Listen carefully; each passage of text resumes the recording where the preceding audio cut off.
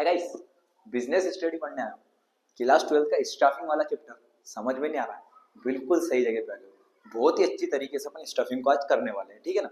जो भी स्टफिंग के बारे में इंपॉर्टेंट क्वेश्चन है, इंपॉर्टेंट टॉपिक है, उन सबको अपन इस वीडियो के अंदर कवर करने वाले हैं, ठीक है। तो बने रहिए, चलो स्टार्ट करते हैं। पहले समझते हैं स्टाफिंग होता क्या है। तो बेटा स्टाफिंग होता है आपका प्राइमरी फंक्शन होता है एक मैनेजमेंट का। सबसे पहले तो आप ये जानिए, ठीक है ना, क्योंकि पहले आप प्लानिंग करते हो, फिर ऑर्गेनाइजेशन करते हो, फिर ऑर्गेनाइजेशन के बाद उसके लिए आपको स्टाफ रखना पड़ता है, स्टाफमेंट की रिक्वायरमेंट होती है, ठीक है ना। तो सही राइट पर्सन को राइट जॉब प्रोवाइड करना ही हमारा स्टाफिंग कहलाता है। हाँ जी, जो आपका राइट पर्सन है उसको राइट जॉब प्रोवाइड करो, तो आपके पास तो बहुत सारे रिज्यूम आएंगे, आपके पास बहुत सारी एप्लीकेशन आएगी कि भैया मैं भी इस जॉब के लिए काबिल हूँ, मैं भी इस जॉब के काबिल हूँ, पर आपको उसमें से एक दो को सिलेक्ट करना पड़ेगा जितने आपके अंदर वैकेंसी आपकी ऑर्गेनाइजेशन के अंदर, ठीक है।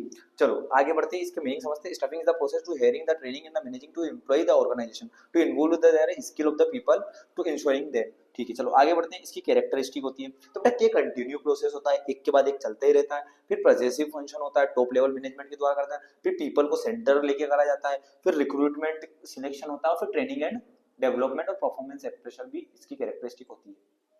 आगे बढ़ते हैं अपन, आगे देखेंगे अपन इंपोर्टेंस। पहला क्या है, राइट पीपल को राइट जॉब प्रोवाइड करना, ठीक है ना, जो जिस जॉब के लिए बना उसको वो प्रोवाइड करो। फिर बेस्ट प्रोडक्टिविटी है, बेस्ट प्रोडक्टिविटी है। फिर एम्प्लॉयमेंट का डेवलपमेंट होता है इस जगह पे। फिर सपोर्ट टू ऑर्गेनाइजेशन गोल होता है, ठीक है। फिर उसके बाद आप आगे बढ़ोगे तुम, तो यहाँ पर आपको दिख जाएगा एनहेंस द टीम डायनामिक, मतलब आपके हिसाब से आप डायनामिक चेंजेस भी कर सकते हो, आपके हिसाब से जो आपको स्टाफ जो चाह रहा है ऑर्गेनाइजेशन में आप उसको रख सकते हो, ठीक है ना। अब आगे बढ़ते हैं, आगे टॉपिक होता है आपका HRM. HRM is most important topic, human resources में ह्यूमन रिसोर्सेज मैनेजमेंट एक ऐसी प्रोसेस होती है जहाँ ऑर्गेनाइजेशन में इन्वॉल्व वो करते हैं किसकी रिक्रूटमेंट के लिए, ट्रेनिंग के लिए, मोटिवेशन के लिए और रिटेनिंग टू द एम्प्लॉइज, ठीक है ना, तो जिससे आपका ऑर्गेनाइजेशन का गोल अचीव हो सके। तो एक ये भी बेसिक इंपॉर्टेंट पॉइंट होता है हमारे एमपी बोर्ड के हिसाब से। अब इसमें क्या क्या नीड होती है, सबसे पहले hiring to the right people. अब आपको सही पीपल को हायरिंग करना पड़ेगा। अब ऐसे व्यक्ति को रख लो जिसको काम करना ही नहीं आते, तो फिर सही तरीके से हायरिंग थोड़ी हो पाएगी आपकी ऑर्गेनाइजेशन की। फिर आगे बढ़ोगे तो training and development, employ motivation, ठीक है, ट्रेनिंग एंड डेवलपमेंट देना पड़ेगा आपको, एम्प्लॉय करना पड़ेगा आपके मोटिवेशन को, एम्प्लॉयमेंट जो आपकी एम्प्लॉय है उनको मोटिवेट करना पड़ेगा। फिर परफॉर्मेंस ऑफ मैनेजमेंट देखनी पड़ेगी आपको, और कॉन्फ्लिक्ट मतलब जो लड़ाई झगड़े उनसे रिजोल्यूशन करना पड़ेगा, कम करना पड़ेगा। आगे बढ़ते हैं अपन स्टाफ की, स्टाफ प्रोसेस बहुत इंपॉर्टेंट है भाई, लिख लो यहाँ पे IMP मोस्ट इंपॉर्टेंट।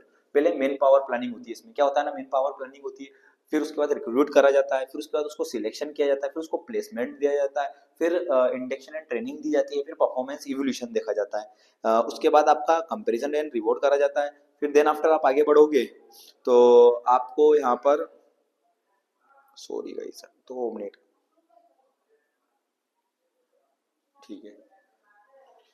तो जब आप आगे बढ़ोगे तो प्रमोशन एंड कैरियर भी उसके साथ ऑप्शन आ जाता है। फिर व्हाट इज रिक्रूटमेंट। अब रिक्रूटमेंट होता है क्या है, रिक्रूटमेंट एक ऐसी प्रोसेस होती है बेटा जहां पर आपको फाइंड करना पड़ता है आपके हायरिंग के हिसाब से एक पर्सन को, ठीक है ना, कि वो जॉब के लिए बना भी है कि नहीं बना है, और उसको वो जॉब प्रोवाइड करनी पड़ती है जो भी कंपनी की नीड है उसके हिसाब से।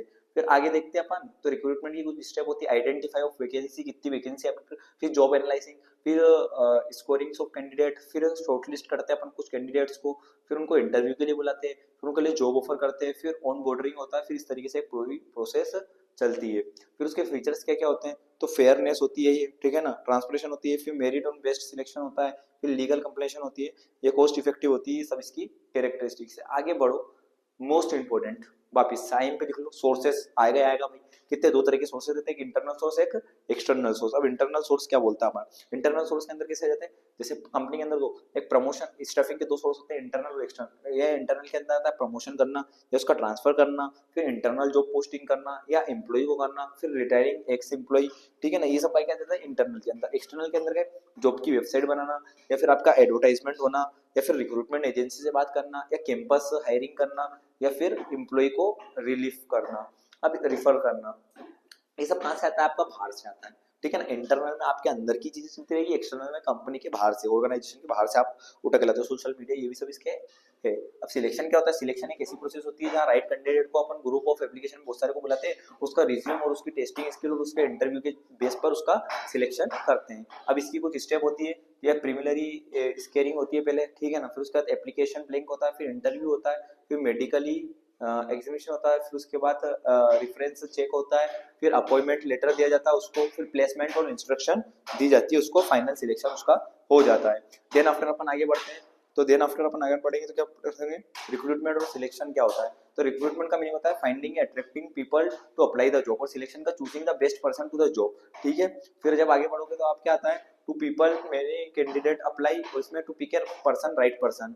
फिर इसमें प्रोसेस में क्या होता है, include the job of interview करता है और इन्वॉल्विंग द रिक्रूटिंग। फिर टाइमिंग होता है, take a time of to the morning, इसमें टेक लेस टाइम करते हैं। Outcome and of the application, in the end of the hearing the best candidate. अब कुछ इंटरनल सोर्स और एक्सटर्नल होते हैं। इंटर में hiring within the organization, अपन इंटरनल सोर्स में क्या करते हैं ना, स्टाफिंग में अंदर से हायर कर लेते हैं किसी व्यक्ति को, उसी ऑर्गेनाइजेशन, किसी का प्रमोशन कर देंगे, किसी का ट्रांसफर कर देंगे। पर एक्सटर्नल में आप बाहर से एम्प्लॉय को हायर करते हो outside of the organization. Promotion transfer जैसे इसके एग्जांपल होगा, जॉब एडवर्टाइजमेंट, रिक्रूटमेंट एजेंसी, इसके कॉस्ट क्या है, जनरली इसकी कॉस्ट लो रहती है और इसकी थोड़ी हाई रहती है क्योंकि ये बाहर से करनी पड़ती है। टाइम इसमें लेस टाइम, इसमें ज्यादा टाइम जाता है।